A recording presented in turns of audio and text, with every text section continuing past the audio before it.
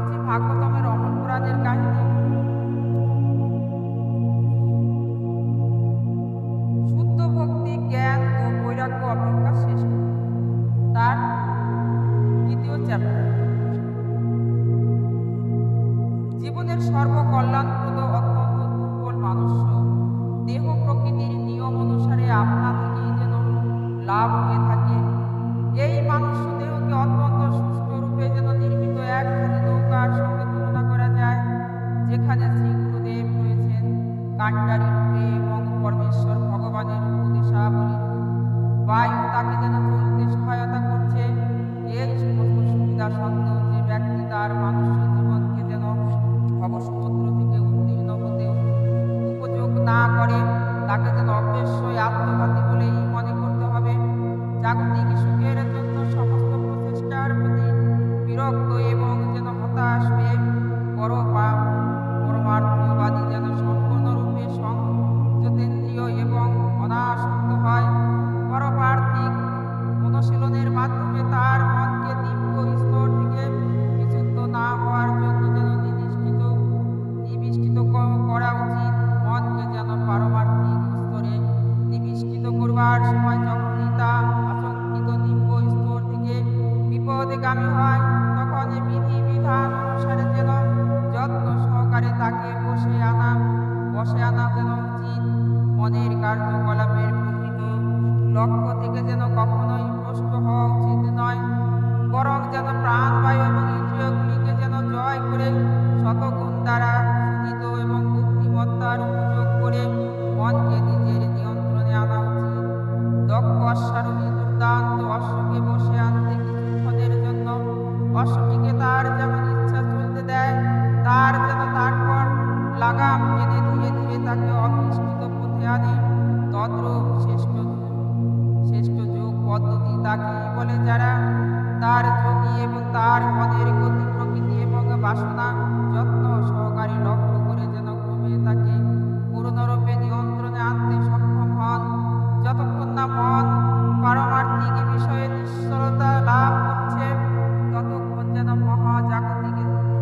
জাগতিক এবং অথবা যেন পারমার্থিক যেন সমস্ত জড় বস্তুর ক্ষণস্থায়ী এবং বিশ্লেষণ করতে দেখতে হবে।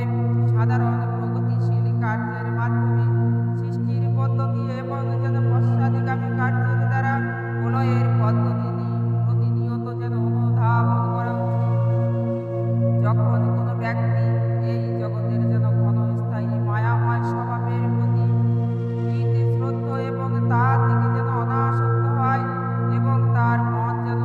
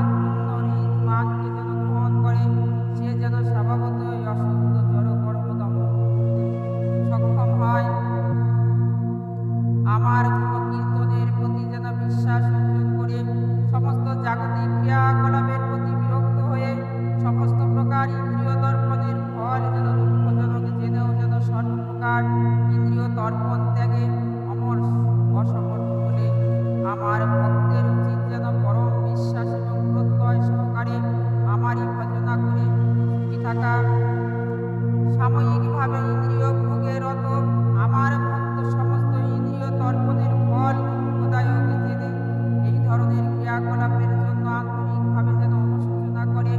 কোনো বুদ্ধিমান ব্যক্তি যখন তার আমার মত অনুসারে সর্বদা ভক্তি যোগে আমার সেবা করে, তখন তার হৃদয় আমাতে যেন দৃঢ়বদ্ধ হয়। এইভাবে তার হৃদয়স্থ যেন জাগতিক বাসনার বিনাশ হয়। পরমেশ্বর ভগবান রূপে আমি